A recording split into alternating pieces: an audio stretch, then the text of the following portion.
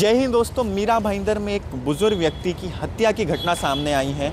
वो बुज़ुर्ग व्यक्ति की missing complaint Kashimira police station में 16 सितंबर को लिखाई गई थी। बुज़ुर्ग व्यक्ति का नाम विट्ठल बताया जा रहा है। 17-18 तारीख को बुज़ुर्ग के परिजन और पुलिस दोनों मिलकर उनकी तलाश में जुटे हुए थे। सीसीटीवी फुटेज खंगाले जा रहे थे। फिर उसी दौरान एक सस्पेक्टेड सीसीटीवी फुटेज मिलता है। वो बुज़ुर्ग व्यक्ति एक सलून में जाते हुए नज़र आते हैं, लेकिन वो बाहर नहीं आते हैं। तो जब पुलिस द्वारा वो सलून के व्यक्ति को ताबे में लिया गया, डिटेन किया गया, तो उसने कबूला कि वो बुज़ुर्ग व्यक्ति के गले में जो सोने की चेन थी, उसके लालच में आकर उसने उस बुज़ुर्ग व्यक्ति की हत्या कर दी और देर रात को पास ही में मैनहोल में डंप कर दिया। वो बुज़ुर्ग व्यक्ति विजय पार्क में रहते थे। उनका नाम विट्ठल बताया जा रहा है।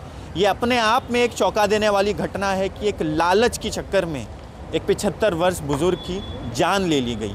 आरोपी को पुलिस ने गिरफ्तार कर लिया है और आगे की कार्रवाई की जा रही है। आइए देखते हैं इस संबंध में डीसीपी राहुल चौहान जी ने क्या कहा। 16 तारखेला काशीमीरा पोलीस स्टेशनमध्ये विठ्ठल तांबे वय 75 वर्ष यांची आमच्याकडे मिसिंग नोंद होती।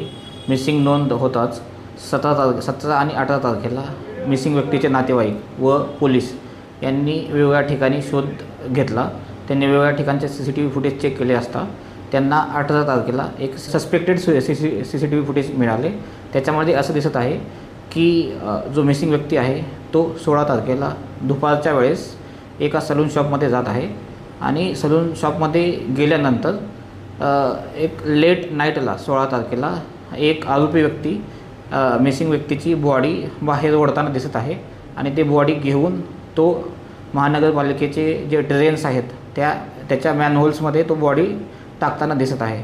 त्यानंतर आम्ही जेव्हा ते सस्पेक्टेड व्यक्ती आहे त्याला आम्ही जेव्हा ताब्यात घेतलं आणि विचारपूस केल्यानंतर त्यांनी कबूल केलं की मिसिंग व्यक्ती ही 16 तारखेला दुपारी त्याच्या शॉपमध्ये आली होती आणि मिसिंग व्यक्तीच्या गळ्यामध्ये जे सोन्याची चेन होती ती घेण्याचा त्याला मोह झाला।